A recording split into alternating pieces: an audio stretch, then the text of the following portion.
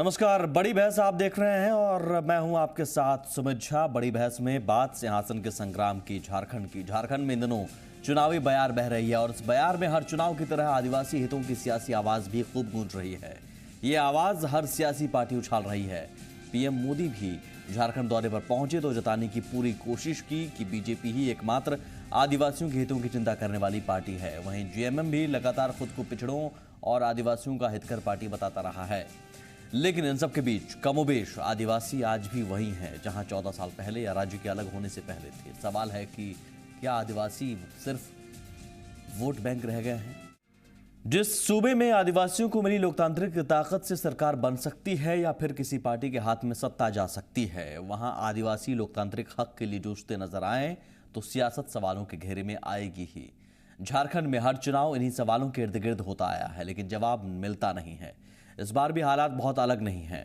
PM Modi से लेकर CM Hemant Soren तक अपनी अपनी पार्टी के उम्मीदवारों के लिए मैदान में उतर चुके हैं। दरअसल इस बार का झारखंड में चुनाव प्रचार अभियान पिछले चुनाव के प्रचार अभियान से अलग दिख रहा है। अब देखिए, पीएम मोदी को भी झारखंड के पिछड़ेपन की चिंता है, यहाँ के आदिवासियों मूलवासियों की चिंता है। वहीं सीएम सोरेन को भी झारखंड के विकास की चिंता है और वो इसके लिए गंभीर हैं।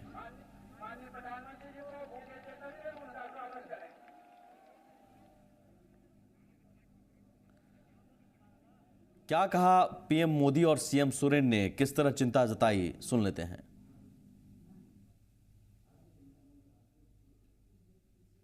दुनिया के किसी भी बड़े नेता को मिलते हैं, दिल में एक ही बात रहती है, मेरे भारत के गरीबों का भला कैसे हो, मेरे भारत के नौजवानों का भला कैसे हो, मेरे आदिवासियों का भला कैसे हो, मेरे पिछड़े भाइयों बहनों का भला कैसे हो, मेरे गरीब किसान का भला कैसे हो। इन्हीं बातों को लेकर के मैं दुनिया में जहां जाता हूं, लोगों से मिलकर के क्या पुनः आदरणीय गुरुजी ने यह प्रतिज्ञा लिया है और हमें प्रतिज्ञा खिलवाई है कि अब इस राज को हम लोगों ने लिया है, खून पसीने से सींचा है, तो अब इस राज का विकास का भी जिम्मा अब झारखंड मुक्ति मोर्चा को उठाना पड़ेगा। और जब मंच चुनावी है तो बातें भी चुनावी होंगी, एक दूसरे पर आरोप भी लगाए जाएंगे और जिन पर आरोप लगेगा वो जवाब भी देगा। झारखंड विधानसभा चुनाव प्रचार के दौरान पीएम मोदी और सीएम सोरेन भी वार और पलटवार से खुद को नहीं बचा सके। पीएम ने परिवारवाद की ओर इशारा करते हुए हेमंत सोरेन और जेएमएम पर हमला बोला। पीएम के वार पर पलटवार करने में सीएम सोरेन ने जरा भी देरी नहीं की और तुरंत उन्हीं के अंदाज में जवाब दे डाला।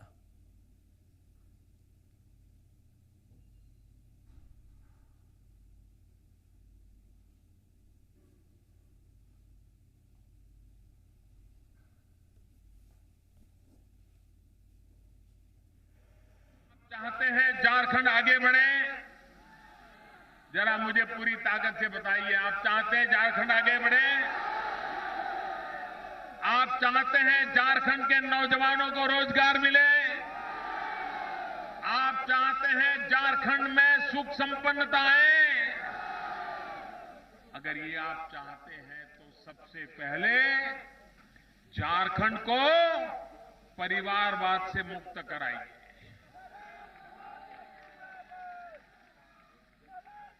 ये भाई भतीजावाद, ये भाई बाप बेटावाद, ये रिश्तेदारी का कारोबार,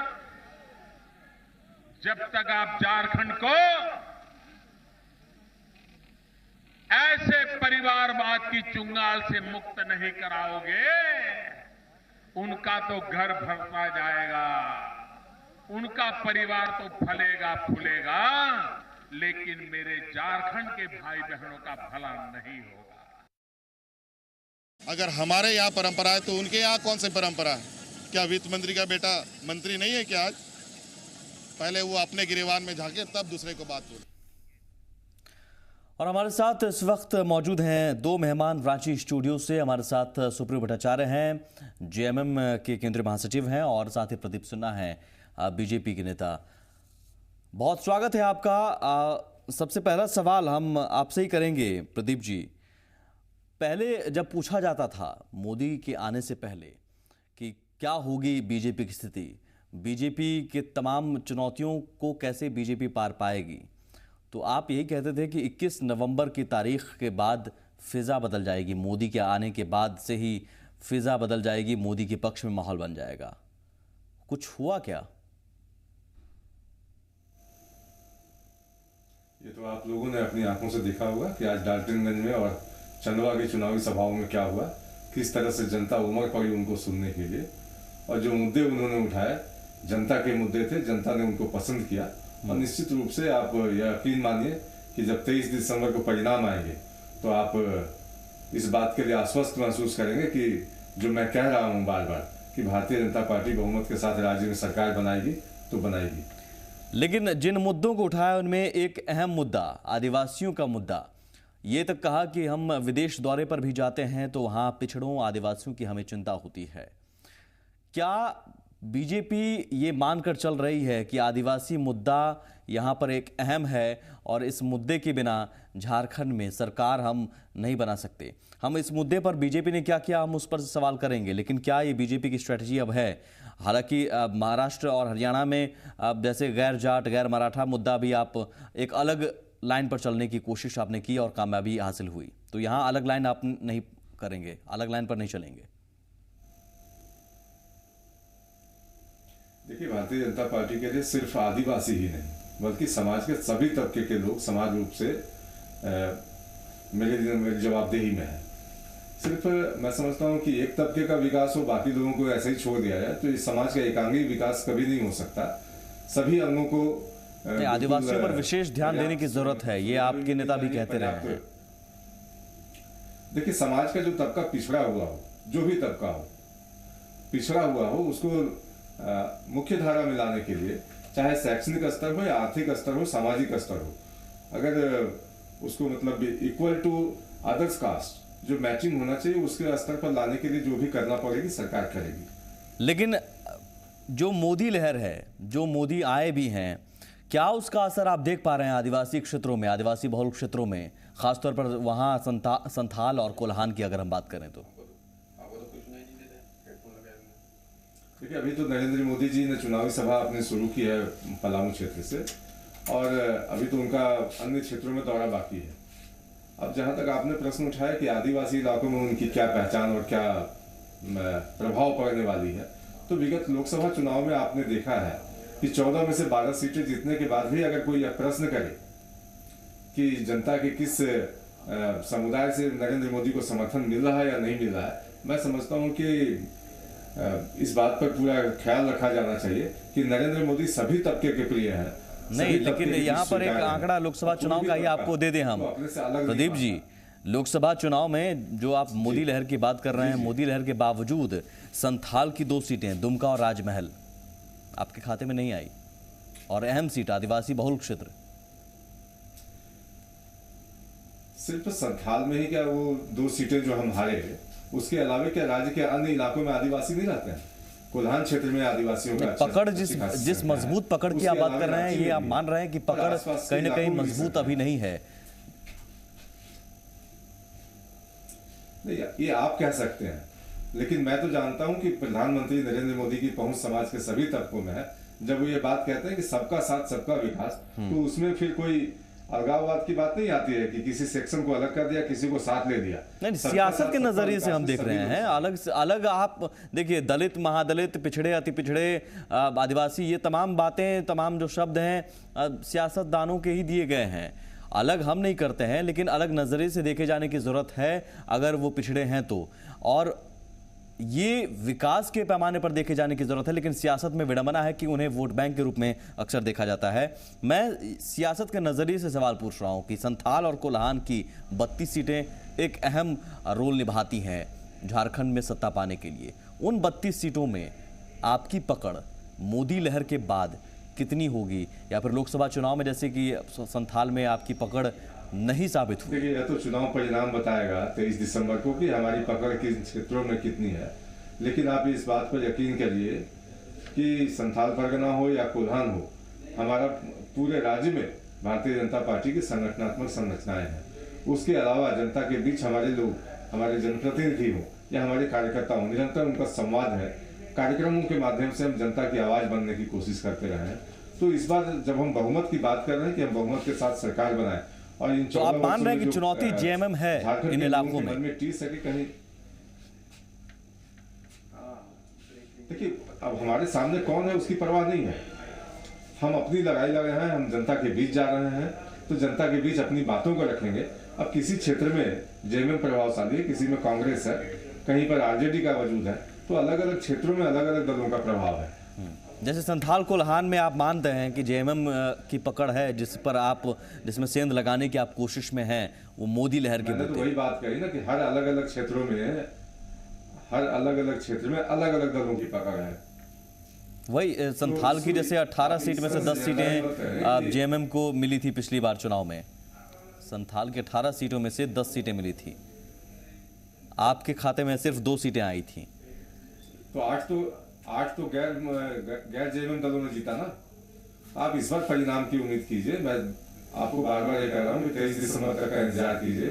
चलिए ठीक है, मोदी लहर के बूते आप मान रहे हैं कि इन आदिवासी क्षेत्रों में आप पकड़ मजबूत कर लेंगे, इन जो चुनाव प्रचार का दौर चलेगा उसमें, लेकिन सवाल है कि क्या ये पकड़ आसानी से मजबूत आपकी हो जाएगी? बात में लेकर जा रहे हैं इसीलिए क्योंकि आदिवासी पूछेंगे भी सवाल कि आपने हमारे लिए क्या किया, 9 सालों तक आपने राज किया, बीजेपी ने सबसे ज्यादा 9 साल तक राज किया, आदिवासियों के लिए क्या किया, और जेएमएम ने भी क्या तो लोग अन्य दलों से भी कर सकते हैं। बिल्कुल, हम वो सवाल रखेंगे। जेएमएम महासचिव हमारे साथ सुप्रियो भट्टाचार्य भी जुड़ेंगे। एक छोटा सा ब्रेक ले रहे हैं हम यहाँ पर, ब्रेक के उस पार सुप्रियो भट्टाचार्य भी हमारे साथ चर्चा में जुड़ेंगे। और सवाल वही कि आदिवासी के मुद्दे को तो सभी पार्टी उछालते हैं, लेकिन आदिवासी का विकास हो पाया क्या इन 14 सालों में?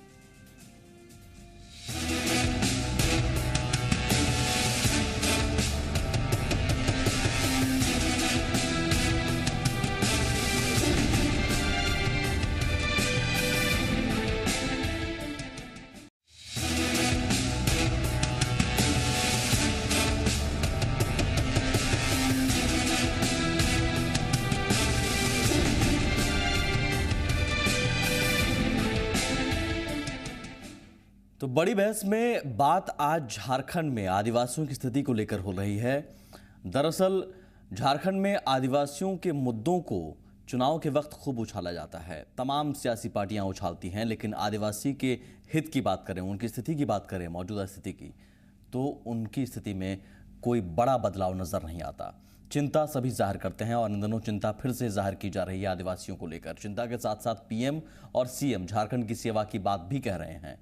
बीजेपी पीएम मोदी के नेतृत्व में चुनाव लड़ रही है, तो जेएमएम सीएम सोरेन के नेतृत्व में। जाहिर है दोनों के कंधों पर पार्टी को जीत दिलवाने की जिम्मेदारी है, और शायद यही वजह है कि दोनों उस तबके की बात कह रहे हैं जो झारखंड में सबसे पिछड़ा, वंचित और शोषित है। भाइयों बहनों, मुझे झारखंड की सेवा करनी है। आप मुझे अवसर दीजिए भाइयों बहनों, आप मुझे अवसर दीजिए। मुझे झारखंड के आदिवासियों का भला करना है, मुझे झारखंड के नौजवानों का भला करना है, मुझे झारखंड के छोटे छोटे गांवों का भला करना है। हमारी लड़ाई हमेशा रहती है, हमारा संघर्ष हमेशा रहता है। इस राज्य के आदिवासी, मूलवासी, दलित, पिछड़े, अल्पसंख्यक लोग आज के दिन में भी अगर गरीबी है तो उनके घरों में सबसे अधिक है। इस पार्टी को इन्हीं कमजोर, दबे कुचले लोगों ने, मजदूर लोगों ने, शोषित लोगों ने बनाया है। आज क्या ये गरीब मजदूर का बेटा इस राज्य का शासक नहीं हो सकता? क्या हम अपना तरीके से अपने राज्य का विकास नहीं कर सकते? क्या राज्य का विकास करने के लिए हरियाणा और पंजाब और गुजरात से लोग आएंगे? ऐसा नहीं हो सकता। तो इस मुद्दे को बड़े आराम से, बड़े तरीके से उछाला जाता है ताकि सीधे सीधे भावनात्मक असर पड़े। ये कहकर सीधे सीधे सामने आ रहे हैं हेमंत सोरेन कि क्या एक गरीब आदिवासी का बेटा शासक नहीं हो सकता। जाहिर है भावनात्मक असर इससे कहीं ना कहीं होगा, ये तमाम पार्टियां भी जानती हैं। लेकिन क्या इन सब के बीच आदिवासियों की स्थिति में विकास हुआ, उनकी स्थिति बदली? हम समझने की कोशिश करते हैं। लगातार 2 मेहमान हमारे साथ हैं। प्रदीप सिन्हा बीजेपी प्रवक्ता हैं, सुप्रियो भट्टाचार्य महासचिव हैं जेएमएम के। सुप्रियो जी, आप देर से जुड़े हैं, लेकिन सबसे पहले सवाल आपसे हम अब ये करना चाहेंगे, आदिवासियों को लेकर आपकी पार्टी भी लगातार राजनीति करती रही है, उनके मुद्दों को लेकर, लेकिन सवाल है कि चुनाव के वक्त उनके मुद्दों को ज़्यादा उछाला जाता है, उनके मुद्दों की आवाज़ आप भी उठाते हैं, तमाम पार्टी भी उठाती है, पीएम मोदी भी आज आदिवासियों के मुद्दों को लेकर आए, लेकिन उनका विकास नहीं हो पाया, उनकी स्थिति में बदलाव नहीं हो पाया। तो क्या वो सिर्फ महज वोट बैंक बनकर रह गए हैं?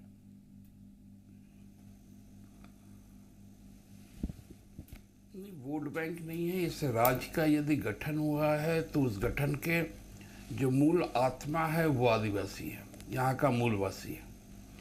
तो इसलिए मैं इस बात से थोड़ा सा आपसे डिफर करता हूँ। देखिए, जो लड़ाई हम लोगों ने शुरू की थी राज्य आंदोलन के लिए, उसके पीछे जो सबसे बड़ी वजह थी वो था हमारा पहचान, वो था हमारा सम्मान और वो था हमारा अधिकार की लड़ाई। और उसी के खात्मे के लिए, शोषण के विरुद्ध यहाँ पर लंबा संघर्ष चला। करीब 4 दशक के संघर्ष के बाद हम लोग इस स्थिति में आए कि जब हमें अपनी एक ठहराव, पहचान के तौर पर एक ठहराव मिला। क्योंकि तत्कालीन केंद्र सरकार जो इस राज्य के निर्माण का दावा करती है, उन्होंने बलात् यहाँ पर एक सरकार को थोप दिया और 4 वर्षों तक जो बिहार सरकार के नियमावली जो आज तक आत्मसात किए हुए हैं, तो उसमें बुनियाद को ही बर्बाद कर देने का काम किया। आदिवासी के नाम पे मुख्यमंत्री तो बनाया, लेकिन तबकरा पर आदिवासियों पर गोली चली। उनके 6 महीने के अंदर में, ईद के दिन में, पवित्र ईद के रोज 2 महीने के अंदर में गोली चली डोरंडा में। तो मैं इस बात को इसलिए आज सामने ला रहा हूं कि आपके मन में नियत क्या है कि 55,000 करोड़ रुपए का अधिभार हम लोगों को दे दिए। आदिवासी के मुख्यमंत्री के नाम पर एक व्यक्ति को बैठा दिए और पूरा तंत्र जो है वो झारखंड विरोधी को लाकर बिहार से ट्रांसफर करके यहाँ बैठा दिया। तो यहाँ की जो बुनियादी सवाल थे आदिवासियों से जुड़े, मूलवासियों से जुड़े, अल्पसंख्यकों से जुड़े, उन्हीं को डाइवर्ट कर देने का काम किया। उसके बाद पुनः आपका एक और चेहरा आया, आदिवासी चेहरा है, जिसको आपने मुख्यमंत्री बनाया। उसने भी वही किया जो भारतीय जनता पार्टी के जो सामंतवादी सोच के व्यक्ति थे, अधिकारी लोग थे, उनके साथ मिलकर। नतीजा ये हुआ कि ये राज्य रसातल की ओर बढ़ते चला गया। लेकिन यहाँ रोकना चाहूंगा अब उसको रोकने की जिम्मेदारी, लेकिन उसी बीजेपी के साथ तो आप भी थे सत्ता में कुछ दिनों तक। मैं उसी में आ रहा हूं। आज मोदी जी ने बहुत अच्छी बात एक कही कि ये राज्य अमीर है लेकिन राज्यवासी यहाँ पर गरीब है। क्यों? क्योंकि यहाँ पर जितने भी सरकारें रही, उन्होंने केवल और केवल लूटने का काम किया, भ्रष्टाचार का काम किया। और मैं आपको बताऊं कि उनके पास अपना एक भी चेहरा नहीं है जिनको वो यहाँ पर घोषित कर पाए कि हम अपने नेतृत्व, इनके नेतृत्व में चुनाव लड़ रहे हैं। उनके पास छत्तीसगढ़ में है, उनके पास में गुजरात में है, नहीं सुप्रीत साहब, मेरा सवाल ये है कि मध्य प्रदेश में है। ठीक है, आप कह रहे हैं कि बीजेपी ने एक आदिवासी चेहरा जरूर रखा मुख्यमंत्री के तौर पर, लेकिन वो काम बीजेपी नहीं कर पाई जो आदिवासी के हितों को लेकर करना चाहिए। कुछ दिनों तक आप भी लेकिन बीजेपी के साथ रहे, ये सवाल उठेगा कि आप भी तो बीजेपी के साथ थे। मैं कह रहा हूं, देखिए, ये गलती है, सियासी भूल हुई आपसे। संवेदनशील मामले पे इस बात को कह रहा हूं। जब गुरुजी पहली बार मुख्यमंत्री बने तो जो आदिम जनजाति है, आपको याद होगा कि उनको 35 किलो मुफ्त अनाज से लेकर उनको एक सरकारी नौकरी की प्रक्रिया शुरू हुई। इससे लोग घबरा गए कि ये तो आदिवासी कंसर्न मुख्यमंत्री है। तो इसके खिलाफ सब एक लामबंद हो गए और तमार में उन्हें चुनाव हारना पड़ा। मैं इस बात को कहता हूं, जनतंत्र में सबकी हार होती है, सबकी जीत होती है। ठीक है, कोई किसी इस देश का कोई राजा नहीं है। राजा है तो यहाँ की जनता है, वो जिसे चाहेगी उसे गद्दी सौंपेगी। लेकिन जो साजिश उसके पीछे की रची जाती है, उसमें खासकर जो राष्ट्रीय दल है वो एक हो जाते हैं, क्योंकि ये दोनों लोग कॉर्पोरेट घराने की पैरवी करते हैं और यही कॉर्पोरेट फिर मेरा सवाल सुप्रीत साहब फिर वही है कि एक सियासी भूल हुई क्या आपसे कि जिस बीजेपी को आप कॉर्पोरेट घराने से संबंध रखने वाली पार्टी बता रहे हैं, उसके साथ आप सत्ता में साझेदार रहे, ये एक सियासी भूल हुई क्या आपसे? सियासी भूल नहीं, कुछ कंपल्शंस थे। जब हमने बीजेपी के साथ सरकार बनाई उस समय राज्य के जो राजनीतिक हालात थे वो पुनः चुनाव की ओर संकेत कर रहे थे, जो इस राज्य के लिए स्वीकार नहीं था। उस परिस्थिति में बीजेपी के साथ हमारी सरकार बनी। तो ये तो फिर बनने के बाद समझौता हमने बहुत स्पष्ट शब्दों में कहा कि ये जो नहीं मैं आ रहा हूं उस जगह पे कि ये 6 बिंदु हैं जो आदिवासी के हित की रक्षा बात करता है, मूलवासी अल्पसंख्यकों के हित की रक्षा की बात करता है। उसमें नंबर 1 था कि जो झारखंड के आंदोलनकारी हुए हैं उनका सम्मान, उनका रोजगार। दूसरा था कि यहाँ पर जो काश्तकारी अधिनियम है, चाहे वो CNT एक्ट हो, SPT एक्ट हो, विल्किंसन रूल हो, उनको मजबूती से कड़ाई से लागू करना। तीसरा था मदरसों का अनुदान देना। इस प्रकार के जो 6 हमारे मांग थे, उस बात की समझ बनाकर ही हम आए थे सामने में। लेकिन नतीजा ये हुआ कि वो सरकार ये बातें नहीं की अर्जुन मुंडा जी के नेतृत्व में। जब हम ये सरकार मैं बता रहा हूं, जब प्रदीप जी से मैं सवाल ले लेता हूं, यही सवाल प्रदीप जी से मैं ले लेता हूं कि बीजेपी ने 9 राज्यों तक, अब 9 सालों तक इस राज्य में राज किया, जो जिन मुद्दों को उठाया है सुप्रीयो साहब ने। प्रदीप जी, आप अगर आज कह रहे हैं कि आदिवासियों का मैं विकास करूंगा, मुझे मौका दीजिए, लेकिन कैसे आप पर भरोसा आदिवासी करें? 9 सालों तक आपने राज किया, 9 सालों तक तो आपने कुछ खास नहीं किया आदिवासियों को लेकर।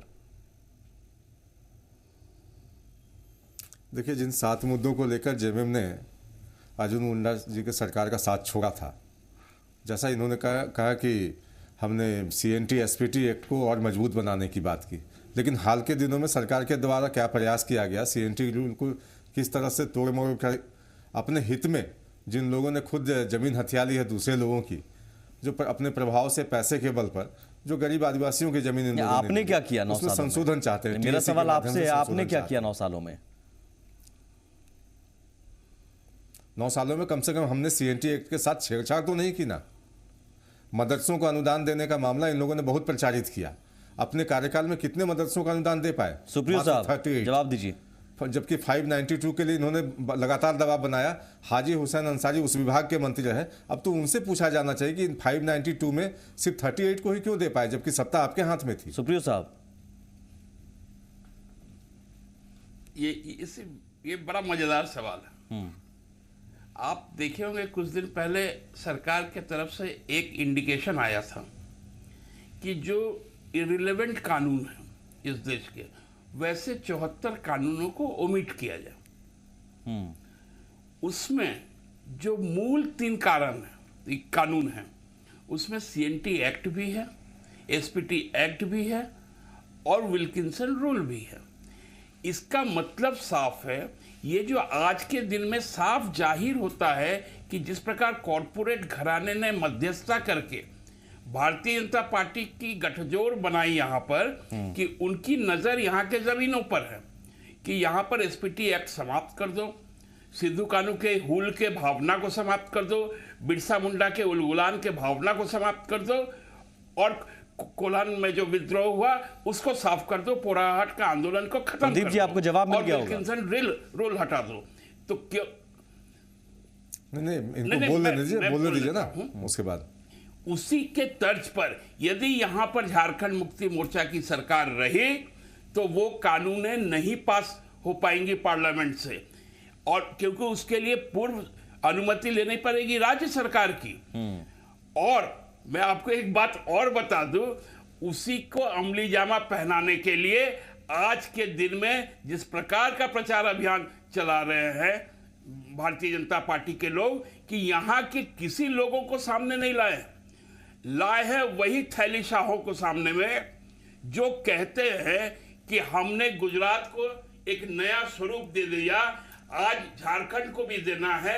आप हमको केवल एक बात बताइए, जो 10 साल तक यूपीए का केंद्र में सरकार रहा, क्या गुजरात पिछड़ते गया?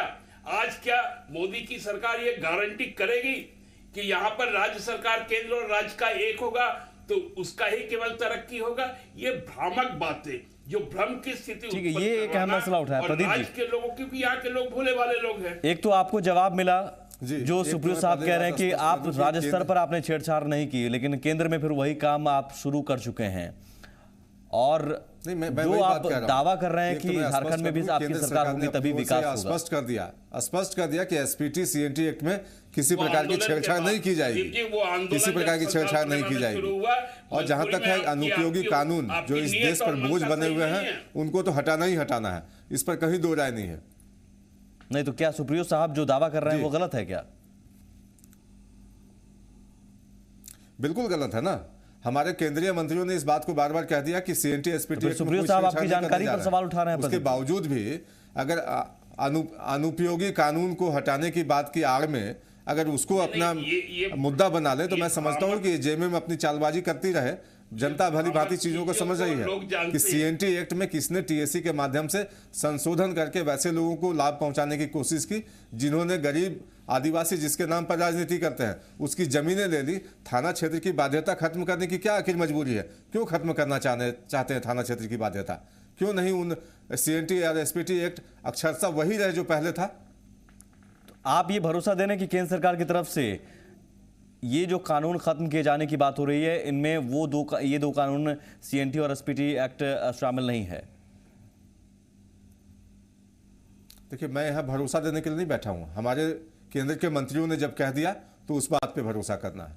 नहीं आगे क्या होगा? देखिए आप सुप्रियो साहब इसलिए शायद सवाल उठा रहे हैं कि आपकी मंशा शायद यही आगे है। अच्छा ही होगा, आगे अच्छा जी, होगा, सुप्रियो इस साहब। बात के जी। लिए आप आश्वस्त रहिए, आगे भी अच्छा होगा।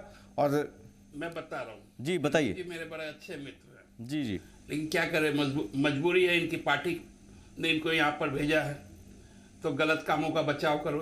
संथाल परगना में एक लंबा आंदोलन चला, बंदी हुई, लोग सड़कों पर उतरे और वो जानते हैं चुनाव पूर्व उनको इजाजत नहीं होगी संथाल परगना के गांव में घुसने की।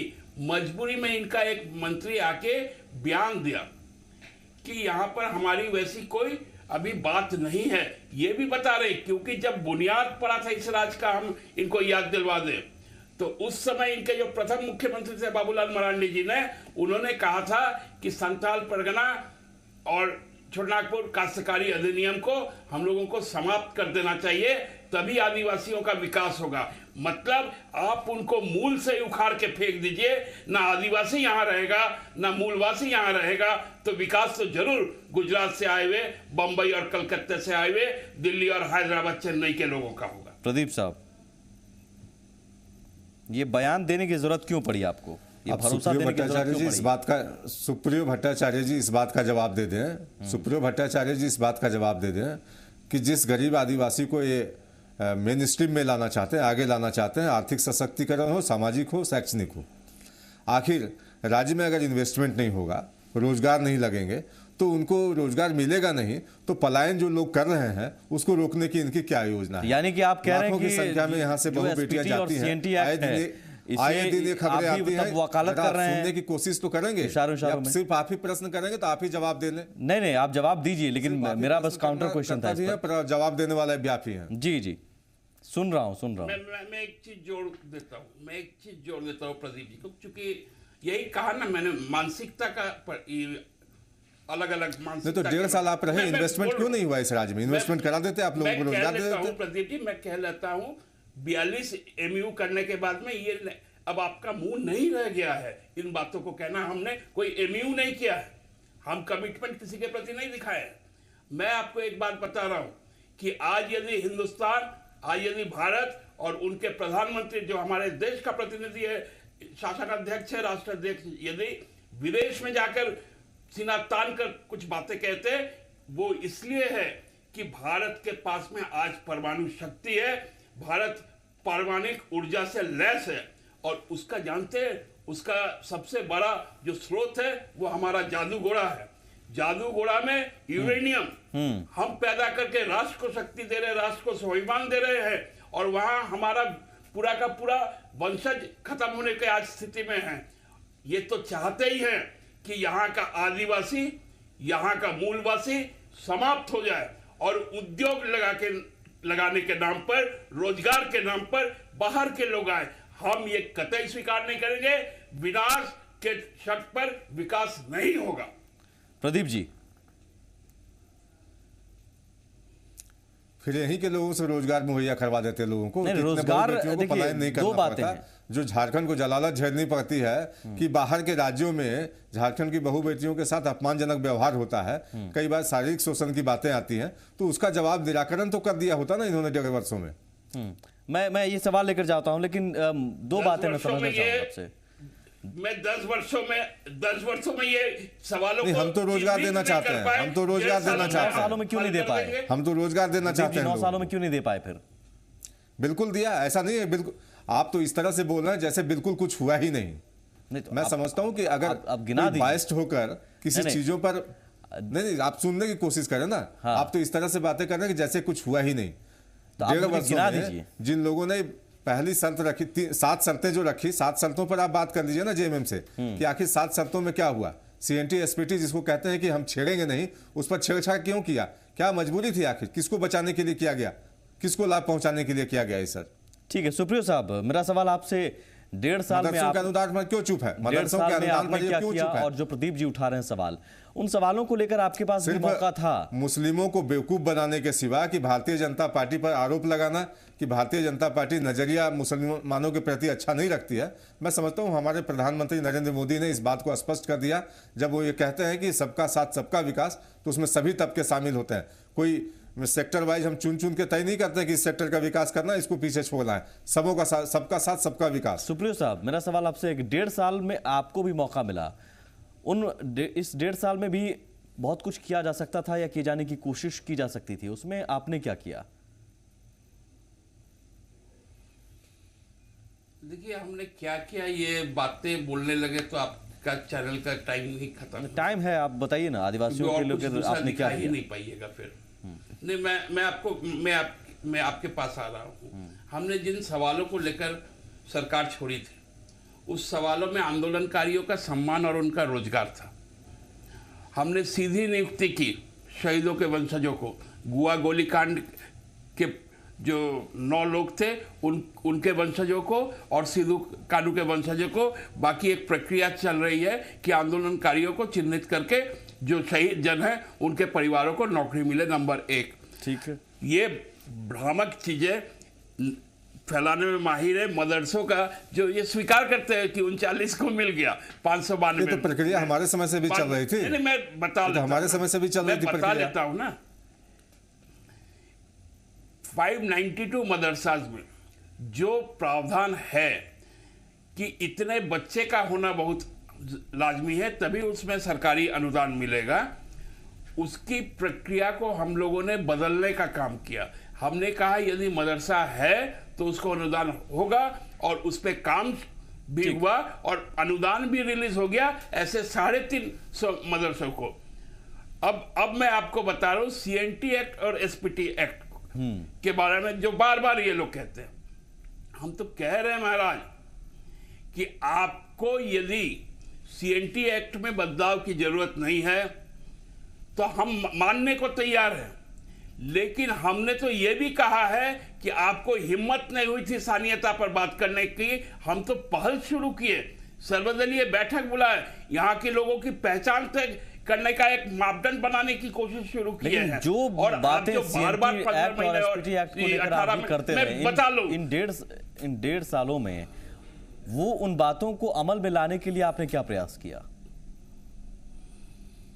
मैं बता रहा हूं, मैं आपको इसीलिए, हम जब सरकार के बागडोर संभाले थे, हमको 6 महीना राष्ट्रपति शासन झेलने के बाद ये सरकार मिला था। उसमें जो बजट आया था मेरा, वो बजट जो तत्कालीन केंद्र सरकार के द्वारा संसद में रखकर पास कर गया बजट था, जिसमें कोई भी मैंने अलग से कोई योजनाएं नहीं थी, केवल जो चालू योजनाएं थी उनके बारे में जिक्र था।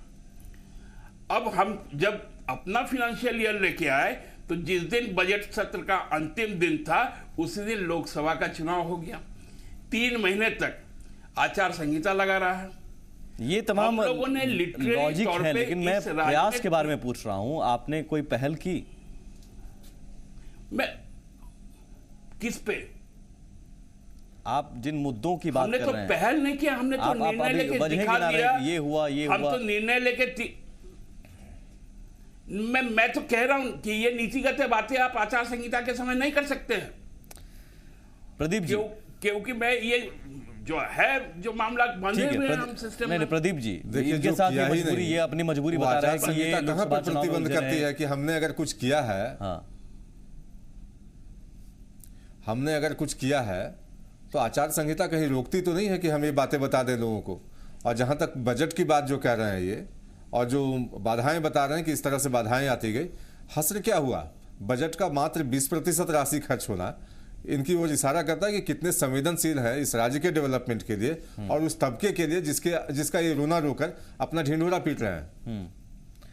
देखिए एक चीज बताए प्रदीप जी को, मतलब अब तो फ्रस्ट्रेशन में लोग कुछ भी कह ले, क्योंकि हमने महिलाओं को 50% केवल आरक्षण नहीं दिया, उनको अपने पार्टी में वो सम्मान भी दिया है टिकट के बंटवारे में।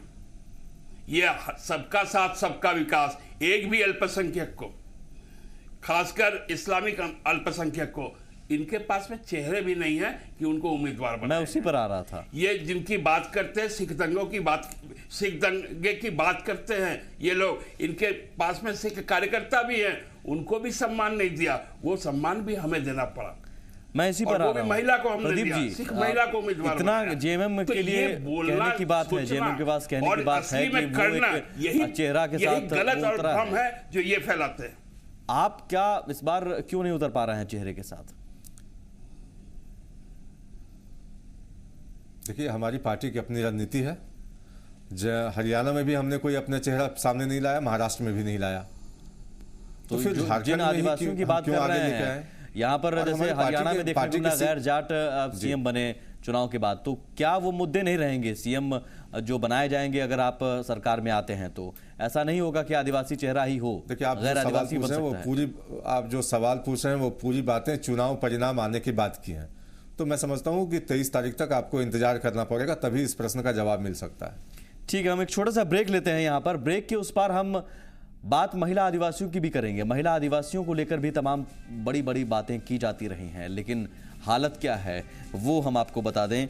सिर्फ 2 सांसद ही महिलाएं बनी और इन सब के बीच हर साल महिलाओं का पलायन होता है, और पलायन में भी जो मानव तस्करी के मामले सबसे प्रमुख हैं, इन मुद्दों की कभी चर्चा नहीं हुई। हाँ, बार बार हर चुनाव में यही कहा जाता रहा कि हम आदिवासी के हित को लगातार उठाते रहे हैं, आदिवासियों की आवाज़ हम उठाते रहे हैं, लेकिन शायद इसी सियासी शोरगुल में आदिवासियों की आवाज़ कहीं ना कहीं गुम हो जाती है। एक छोटा सा ब्रेक, जल्द हाजिर होते हैं।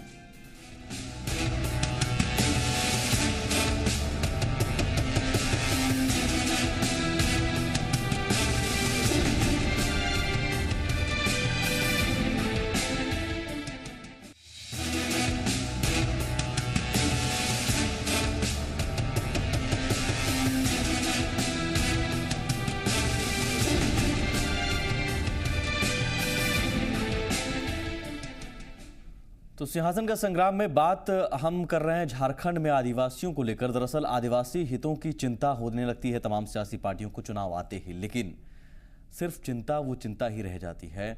आदिवासियों का जो विकास होना चाहिए, जिस मकसद से झारखंड अलग राज्य बना, आदिवासियों की अपनी पहचान को लेकर, आदिवासियों को मुख्य धारा में लाने को लेकर, वो मकसद अब तक कामयाब नहीं हो पाया। क्यों? हमारे साथ प्रदीप सिन्हा मौजूद हैं और साथ ही हमारे साथ मौजूद हैं स्टूडियो में प्रशांत कुमार, मेरे सहयोगी हैं। प्रशांत, क्या आदिवासियों की स्थिति मौजूदा दौर में हम देखें, जिस मकसद से झारखंड अलग राज्य बना, या फिर जो बातें मुद्दे उछालते रहे हैं आदिवासियों को लेकर, सियासी पार्टियों ने उछाली हर चुनाव में, सिर्फ वो मुद्दे ही रह जाते हैं, या घोषणाएं रह जाती हैं, या कुछ होता भी है, कुछ जमीन पर होता भी है? देखिए सुमित, झारखंड को बने 14 साल पूरे हो चुके हैं और झारखंड के पहले मुख्यमंत्री थे आदिवासी से समाज से ही बाबूलाल मरांडी। बीजेपी की सरकार बनी थी, लेकिन 14 साल के बाद भी झारखंड में आज आदिवासियों की वही स्थिति है जो पहले थी। उनके रहन सहन में, उनकी ज़िंदगी में, उनकी स्थिति में, उनके आर्थिक हालात में कोई ज़्यादा इजाफा नहीं हुआ है। आज भी आदिवासी नियम और कानून में ही उलझे हुए हैं। आपको मैं एक चीज़ याद दिलाना चाहूँगा कि झारखंड में एक गुमला जिला है, वहाँ से ह्यूमन ट्रैफिकिंग की इतनी ज़्यादा घटनाएं होती हैं, खबरों में भी आती है, लेकिन कभी अब नेशनल सुर्खियों में नहीं आ सका है खबरों में, और ना ही वहाँ के नेता इसलिए इतने जागरूक हैं कि उन महिलाओं को इन घटनाओं से बचा सके, और ना ही वो इसलिए अवेयरनेस करते हैं। और इसके बाद इस चुनाव में जब मोदी प्रधानमंत्री बनने के बाद पहली बार झारखंड के सियासी अखाड़े में उतरे हैं, और उन्होंने झारखंड में आकर आज जो प्रचार अपना किया है, दौरे किए हैं, उसमें झारखंड के आदिवासियों के बारे में उठाया है मुद्दा। बहुत अच्छी बात है। मोदी की एक खासियत रही है कि वो कहीं भी जाते तो वहाँ के स्थानीय पहलू से ही अपने भाषण की शुरुआत करते हैं, और इसके बाद हेमंत सोरेन जो हमारे मुख्यमंत्री लेकिन ऐसा होगा क्या? ठीक है, मुद्दे उठाते हैं, लेकिन झारखंड में जो पकड़ एक परंपरागत वोट बैंक आदिवासियों का जेएमएम के पक्ष में रहा है, संथाल कोल्हान, उन इलाकों में क्या मोदी लहर अपना असर दिखा पाएगी क्या? बिल्कुल सही कहा आपने। देखिए, अभी लोकसभा के चुनाव में संथाल परगना में मोदी ने अपने प्रचार और अपने दम पे 2 सीटें झारखंड मुक्ति मोर्चा से छीन ली थी। वहाँ बीजेपी की जीत हासिल हुई थी, और इसके बाद मोदी जब प्रचार करने खुद मैदान में उतरे हैं तो जाहिर सी बात है बीजेपी की इस हवा का रुख इस बार जरूर फायदेमंद होगा और उनको फायदा मिलेगा। प्रदीप जी, मेरा सवाल आपसे है कि आदिवासियों के बीच आप कह रहे हैं कि आप जाएंगे, आप उनको बताएंगे कि आप क्या करने वाले हैं, लेकिन सीधा सवाल मेरा, आदिवासी आपसे पूछेंगे कि आपने भी राज किया, आपने क्या किया और आप क्या करने वाले हैं, तो मेरा सवाल स्पष्ट है, स्पष्ट जवाब आपका क्या होगा? देखिए, कम से कम भारतीय जनता पार्टी सिर्फ आदिवासियों के हितैषी होने का ढिंढोरा नहीं पीटती है। हम समाज के सभी तबके का विकास चाहते हैं, सभी तबकों की सहभागिता चाहते हैं, लेकिन जो तथाकथित नामधारी दल छाती पीट कर ये कहते हैं कि हम आदिवासियों के हितैषी हैं, आदिवासियों का भला चाहते हैं, ये प्रश्न उनसे पूछा जाना चाहिए कि जब जब उनको सत्ता मिली तो उन्होंने उनके लिए क्या किया। अभी हमारे मित्र बैठे हुए थे जेएमएम के, वो बीच से चले गए, नहीं तो मैं उनसे पूछना चाहता हूँ कि आखिर वो अपने स्लोगन में एक नारा उन्होंने दिया है, हमने बनाया हम ही बनाएंगे। तो झारखंड का निर्माण किसने किया ये सबको पता है। अटल बिहारी जी की सरकार जब केंद्र में थी तो इस राज्य का निर्माण हुआ, नहीं तो उसके पहले तो इन लोगों ने आंदोलन को। मेरा सवाल था कि आप आदिवासियों के बीच में जाएंगे तो आप क्या कहेंगे, आपने उनके लिए अब तक क्या किया है और क्या करने वाले हैं? अच्छा होता है, बाकी छोड़ दीजिए, ठीक है, आप बाकी ढोंग करते हैं आपके मुताबिक, लेकिन जो कुछ करना है वो हमने मैनिफेस्टो में बताया है। हमने जो करना है वो मैनिफेस्टो में बताया क्या है। किया मैं वो आदिवासियों की जहां क्या करना है वो ठीक है, तो आपने क्या किया? आदिवासी पूछेंगे आपसे। मैं बता रहा हूँ आपको, मैं बता रहा हूँ ये आपको कि जब हमारी सरकार पहली बार बनी थी राज्य निर्माण के बाद, तो आपको याद होगा कि 10 आदिवासी लड़कों के समूहों को हमने बस दी थी स्वरोजगार के लिए, बालिकाओं को साइकिल दी, उनको मुफ्त पुस्तकें दी शैक्षणिक उन्नयन के लिए। तो जिस तरह से प्रयास किया जा सकता था, क्रमशः एक विकास का तरीका होता है। ठीक है, समय कम है, लेकिन हम प्रशांत आखिरी कमेंट बहुत संक्षेप में, अब आप जो प्रयास की बात हो रही है, समय कम है, माफी चाहूंगा, साइड आउट चेंज हो जाए तो मैं समझता हूँ आपकी कल्पना। समय कम है इसलिए यहीं पर रुकूंगा। इन प्रयासों का असर हुआ क्या जो बता रहे हैं प्रदीप जी? देखिए सुमित, 14 साल में इन प्रयासों का ज्यादा असर जमीन पर दिखाई नहीं दिया, जमीन पर दिखाई नहीं दिया, और शायद यही वजह कि देखिए राजनीति में भागीदारी की अगर हम बात करें खासतौर पर महिला आदिवासियों की, तो महिला आदिवासी 2 सांसद ही रहे। आप अगर आंकड़े उठाकर देख लें तो अभी भी उन इलाकों में महिला आदिवासी बीमार पड़ती हैं, उनके लिए कोई इलाज की सुविधा नहीं है, इलाज की सुविधा नहीं, एनीमिया से पीड़ित कई महिलाएं होती हैं, पलायन के लिए मजबूर हैं, मानव तस्करी के मामले आते हैं। इन मुद्दों की भी चर्चा होनी चाहिए। सिर्फ ये कह देना कि आदिवासियों के हम हितकर हैं, शायद अब वो दौर नहीं रहा जब जनता आप पर भरोसा कर लेती थी आपके इस कहने से। बहुत शुक्रिया आपका प्रदीप जी। प्रशांत, आपका भी बहुत शुक्रिया। आप देख रहे थे बड़ी बहस। नमस्कार।